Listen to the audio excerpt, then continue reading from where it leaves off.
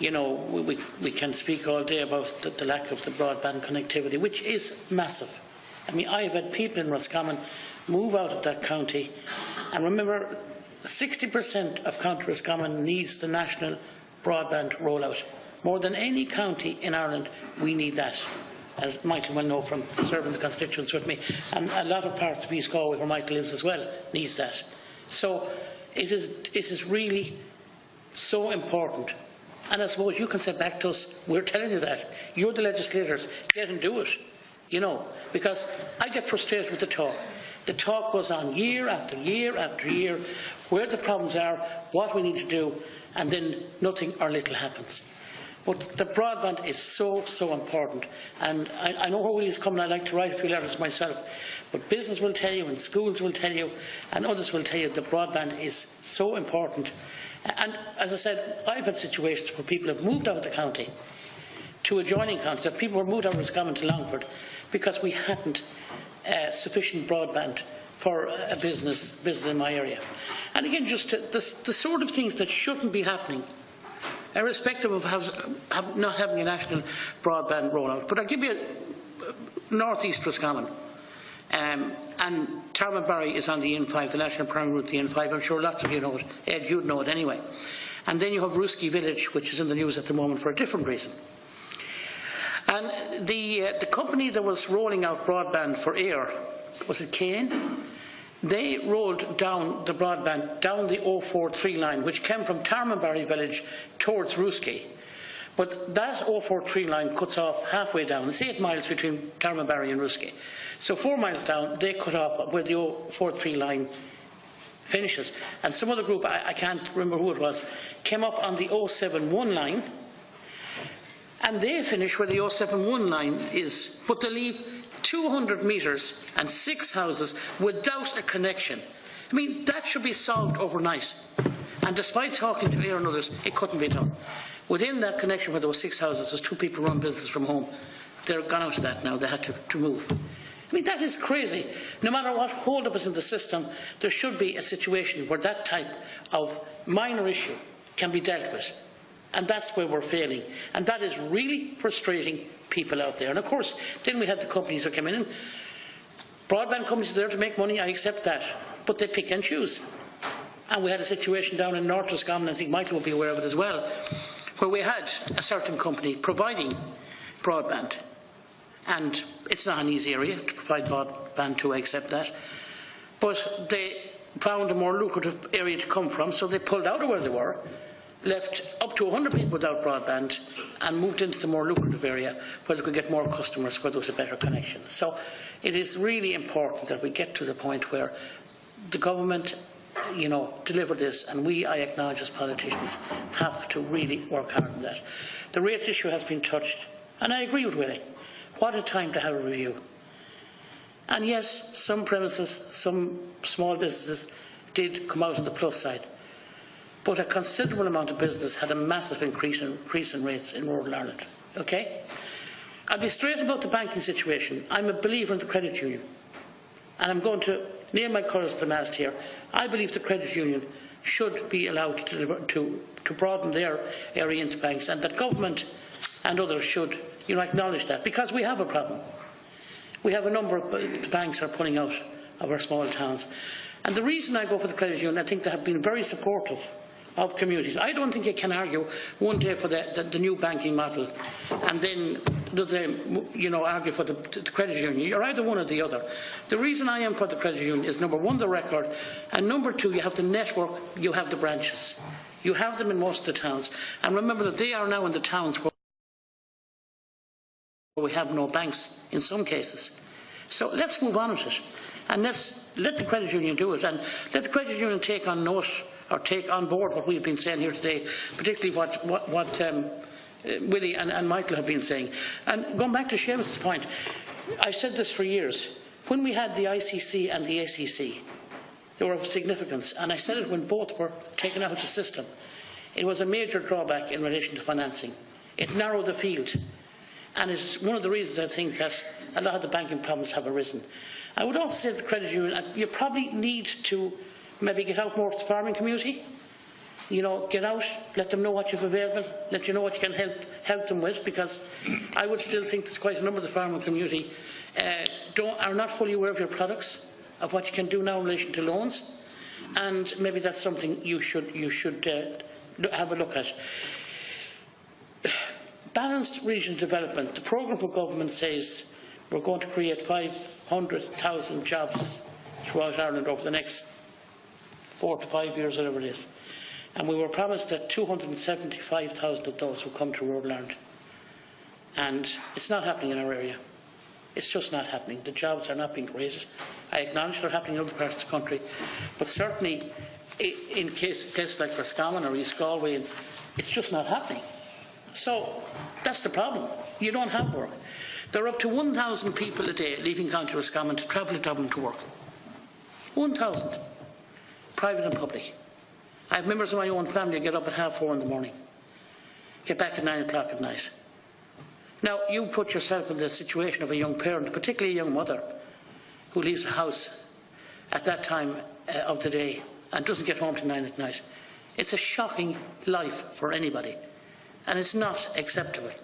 And we have to rectify it, because we have all this development here, as we all know. We've heard it over and over again, and we have the lack. I mean, the West and the Midlands are so open to development. It makes absolute sense to put the money into it and to draw more people back into the region. I want to mention something else that was concerned to me in relation to the rural areas. And Michael touched about you know, financing, buying land and all that. And there's another problem there. The growth of forestry, and again, we need certain forestry. I am not saying here we don't need forestry.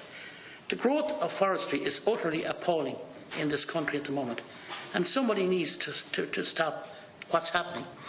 And recently I got figures which showed that 23% of all the licences for forestry granted by the department between 2016 and I think spring 2018 went to 3 counties. Now remember, that's over a quarter of all the licences, and that was Leitrim, Roscommon and Galway. 23%. And the problem here is, if you go into a bank tomorrow morning to buy a bit of land, and the bank will ask you quite openly, is it for forestry or for dairy farming or for beef farming, whatever, and if you say forestry, straight away you get better terms.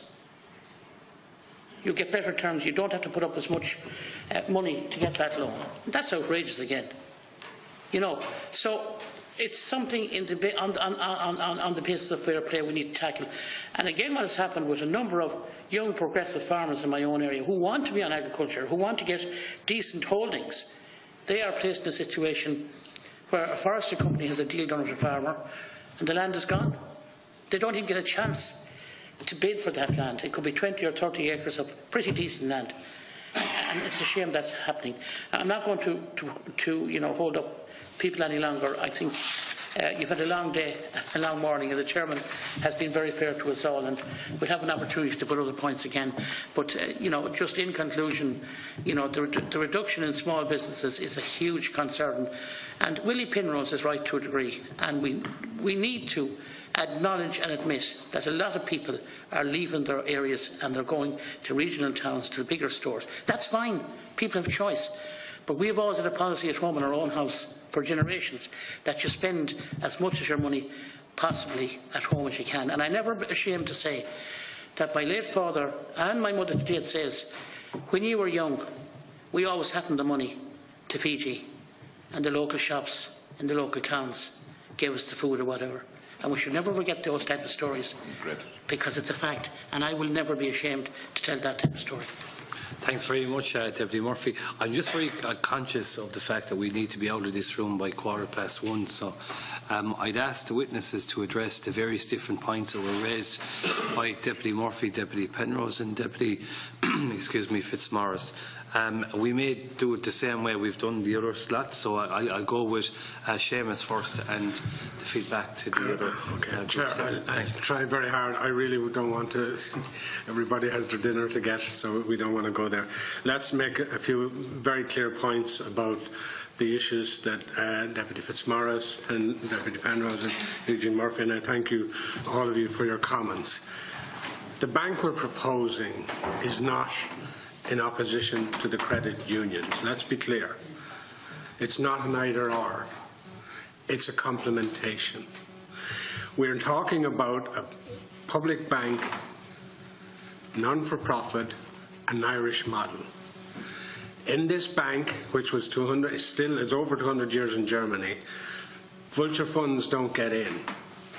We have farmers around this country whose land is owned by the vulture funds. Now, I have no problem if the credit unions step up to this mark. I'm not here in any way because I'm a member of a credit union myself and I owe them a lot. But Irish Rural Link's job is to challenge. That's what we're here for. We won't be bankers at the end of this process. We want to see a situation where the local business can borrow 10, 20 or even €500,000 without the fear that it'll end up in the vulture funds or it'll end up by the shareholders in the London Stock Exchange calling it in. That's what we want. Now, I don't really care how we manage that. Irish Rural Link used to be, I remember Charlie McCreevy gave out to us, you're great at throwing stones into the bars and whinging and crying, but you never offer solutions. Well, here is a solution. By all means, everybody in here is free to knock it. Knock it. But if you do knock it, then you come up with a better one. And don't tell me the current situation is brilliant, because it's not. There are thousands of people in their 30s and 40s living from day to day because they can't meet the mortgage requirements that they borrowed in the good years. Now, if they were in Angela Merkel's, who made major comments on the quality of a public bank, she has come round to the view that were it not for the public bank in Germany, Germany would now be in real trouble. So what we Irish Rural Link, and don't knock Irish Rural Link for doing this, we are there to challenge. We have put forward a proposal. But if you knock it, pick a better one. Finally, and I know, Chairman, you're getting very anxious, just on the rates, we need a... Your phone didn't let you down again anyway. They were wanted now. Make it clearly. Make it clear. Include here, Chairman, unfortunately. Yeah, okay. Just quickly, I think we have a big problem in rates. We have a big problem. We have a big problem in the rural Ireland. I think Deputy Fitzmaurice, very good idea. We should stop worrying about assemblies that meet here in Dublin. Get one to discuss the rural matters, and let's deal with those issues where they matter, because it was in your county both that we were hit last year when we had some meetings, and I can tell you, if you think we were the ones being accused of selling out. So if we're selling out, I don't know what the rest are doing. So we do need to solve the problems of broadband. We do need to solve the problems of carbon. We do need to, and we can do it. Irish rural dwellers brought in water, managed to bring in electricity, brought in a lot of services. They will do the same with this. Give them a chance. Thank you. Thanks very much. Mr. Johnson? Yeah, very briefly, Chair, thank you. And again, I would just say, Chair, just to thank yourself and indeed all your committee, but in particular Deputies Penrose, Fitzmaurice and Murphy there for your very appreciative support for credit unions. Wouldn't like that to go unnoticed by yourselves. It is very much needed and appreciated. I have to address Deputy Penrose first and take the opportunity, because if I have come across to you as defensive, I'd appreciate the opportunity to rectify that now, because please don't mistake the emotion of defensiveness for one of frustration. The frustration is that we actually need to accelerate this. And what we're saying, because we're all on the same page, we're all saying that it's identifying the same needs. What we're saying is that we share the same social and economic objectives. And then in the credit unions, we have the capital, we have the funding available for lending, we have the infrastructure, we have a broad range of services, and we want to do more. So what we're saying is, tell us where those gaps are. We'll address them. We know that there will be regulatory obstacles. Help us deal with those. Deputy Fitzmaurice mentioned about the limits.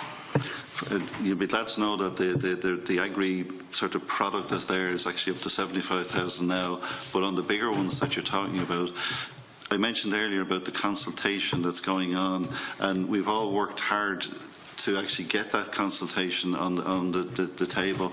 It is looking at the basis of how those limits are calculated. So again, it's a great opportunity for us to convince the central bank we know what we're doing collectively and individually, and we can manage. For you, if we bring in the central bank here and explain where we're coming from in Northern Ireland as all rural deputies. Absolutely. I mean, I think where the needs are spelt out, and we all understand here the risks involved in lending, but we have, and if there's gaps in how we mitigate those, well, let's hear them and we'll deal with them. So I would say that that is very important. That consultation is live. It has taken about 4 years to get it there, so let's take full advantage, because it'll probably be another 5 years before we get a chance. So I just close by saying to Deputy Penrose again, please don't take it as defensiveness. It's actually frustration, because we do need to accelerate a solution to having a meaningful alternative to the banking model that's there. On the rates, thank you. Yes, I did. On the rates, obviously every credit union would like to be able to provide loans at a much lower rate. We mentioned it earlier, there is a balance there because we want to look after the savers as well. So I think, and I did mention this, Chair, we are looking at ideas as to how that could be addressed, and if we can continue to be able to look after the savers without the capital pressures that brings, that would actually enable us to be able to give it back more on the lending side to make the lending rates more attractive. So we will be coming back to you with looking for your support on that as well in achieving that. Very good. Thanks very much, Mr. Johnson. I'm going to call in Mr. Murphy there briefly from the League's point of view. This is my first time addressing such an august body, so please bear with me for a while if I falter on the words. I'd like to make reference first of all to what Deputy Eugene Murphy said about commuter belts and people travelling to work. I represent not only the Irish League of Credit Unions in my capacity here today, but I'm also a volunteer member of a board of an urban credit union which shares, the community actually shares the same problems that rural communities actually share. And I would say, in reference to what you were saying, approximately 70% of our population actually travel to work in Dublin every day, to the detriment of our community. And the credit union where I live actually supports the local forum, supports local industry. We give grants to them and we give loans wherever possible when people actually apply for them. The one problem is that we're a small credit union and regulation dictates that we cannot give loans to SMEs, and that includes farmers, over 25% of our regulatory reserve. So that in effect stifles us in that area. However, I would like to refer to what Ed Farrell said in his submission when he said the Irish League of Credit Unions proposal is essentially that credit unions would participate in a state-backed vehicle that would enable individual credit unions to act as an efficient distribution network to originate SME loan applications. On the issue of rates, I can only talk about my own independent entity as a credit union. And what we have is we have an incremental rate span. And the rate that we actually charge depends, number one, on the subject or what the loan is actually for. But on some other occasions, we actually take into consideration the socio-economic position of the person who's applying for the loan. And I think as a rural, urban credit union with so much commonality with the rural situation, that we do and are of the people, and we give where we possibly can. Thank you. Thanks very much. And you were very conscious of the time. Well done. Listen, I want to thank all the witnesses for this very worthwhile engagement today, and we will be in touch again. The